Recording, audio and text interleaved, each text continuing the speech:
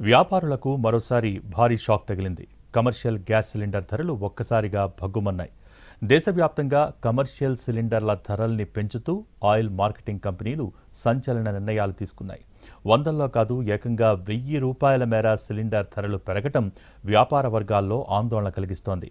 19 కేజీల వాణిజ్య సిలిండర్ ధరపై దాదాపు ₹993 నుంచి ₹1000 వరకు అదనపు భారం పడింది.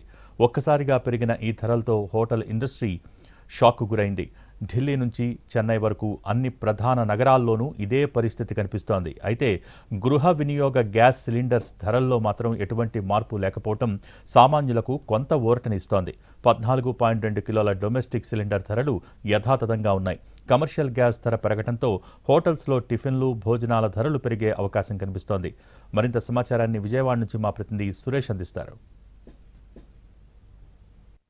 రోజున వ్యాపారులకు బిగ్ షాక్ తగిలింది. ఏదైతే వ్యాపార అవసరాల కోసం ఉపయోగించుకునే కమర్షియల్ గ్యాస్ సిలిండర్ ధరలను ఏకంగా ₹993 నుంచి ₹1000 వరకు పెంచడంతో వ్యాపార వర్గాల్లో తీవ్ర ఆవేదన కలుగుతున్న పరిస్థితి అయితే ఉంది. ఏదైతే పశ్చిమాసియా యుద్ధం ప్రారంభమైనప్పటి నుంచి ఇటు గ్యాస్ వినియోగదారులతో పాటు ఇటు వ్యాపార వర్గాలకు కూడా గ్యాస్ దొరక తీవ్ర ఇబ్బందులు పడుతున్న పరిస్థితి అయితే ఉంది. ఇప్పటికే కమర్షియల్ గ్యాస్ సిలిండర్లు దొరకపోవడంతో బ్లాక్ మార్కెట్ను ఆశ్రయిస్తూ పెద్ద ఎత్తున వ్యాపార వర్గాలు నష్టపోతున్నాయి. కమర్షియల్ గ్యాస్ దొరక చిన్న వ్యాపార సంస్థలు, అదేవిధంగా చిన్న చిన్న హోటల్స్ కూడా పూర్తి స్థాయిలో మూసివేసిన పరిస్థితి అయితే ఉంది. ప్రస్తుతం ఇదే అంశానికి సంబంధించి మనతో మాట్లాడేందుకు హోటల్ నిర్వాహకులు ఉన్నారు. ఆయన అడిగి తెలుసుకుందాం. సార్ చెప్పండి, ప్రధానంగా దాదాపు ₹1000 వరకు సిలిండర్కి ఒక్క సిలిండర్ ధర పెరిగింది.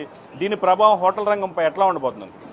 మెయిన్ అండి వాళ్ళ గ్యాసు కరెంటేనండి. వాళ్ళ హోటల్స్ మెయింటెనెన్స్ అధిక ఖర్చు, గ్యాసు కరెంటేనండి.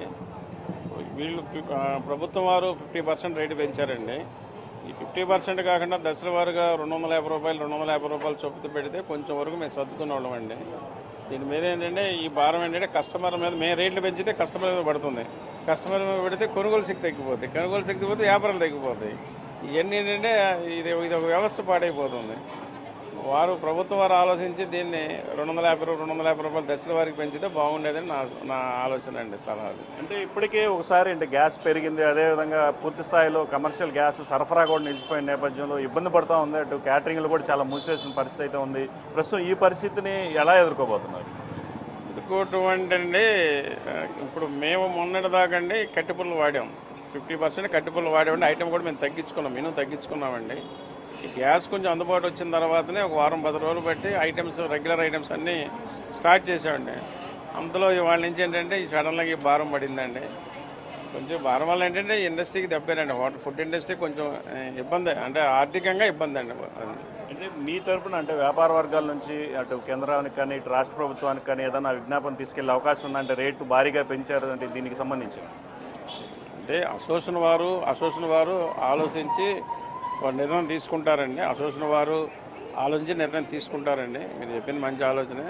అసోసియేషన్ వారు ఆలోచించి నిర్ణయం తీసుకుంటారండి. అసోసియేషన్ వారు ఇది ప్రధానంగా ఇటు వ్యాపార వర్గాల నుంచి చెప్తున్న విషయాలు. ఏదైతే ఇటు పూర్తి స్థాయిలో గత యుద్ధ సమయం ప్రారంభమైనప్పటి నుంచి వ్యాపారాలు కూడా పూర్తిగా తగ్గిపోయాయి. ఇప్పుడు ఈ పరిస్థితులు అంటే దాదాపు ఒక సిలిండర్కి ₹1000 భారం పడితే అది ఖచ్చితంగా వినియోగదారులపై భారం పడుతుంది. వాళ్ళ కొనుగోలు శక్తి కూడా తగ్గిపోతుందని చెప్తున్నారు. దీనివల్ల అటు వ్యాపారం కూడా పూర్తిగా తగ్గిపోయే అవకాశం ఉంటుందని మాత్రం చెప్తున్నారు. ప్రభుత్వం అంటే దశల వారీగా రేట్లు పెంచితే బాగుండదే అభిప్రాయం మాత్రం వ్యాపార వర్గాల నుంచి వ్యక్తమవుతున్న పరిస్థితి ఉంది. ఓవైపు అంటే కమర్షియల్ గ్యాస్ పెంచినప్పటికీ వినియోగదారులకు సంబంధించి ఏదో డొమెస్టిక్ దానికి సంబంధించిన 14 కేజీల సిలిండర్ ధరలో ఎటువంటి తేడాలు లేవని చెప్తున్నప్పటికీ సాధారణ వినియోగదారులు కూడా ఏదైతే బయటకు వెళ్ళి కొనుగోలు చేయాలంటే మాత్రం ఈ ధరల భారం ఖచ్చితంగా పడే అవకాశం అయితే కనిపిస్తూ ఉంది. ఇది ప్రస్తుతం విజయవాడలో ఉన్న తాజా పరిస్థితి.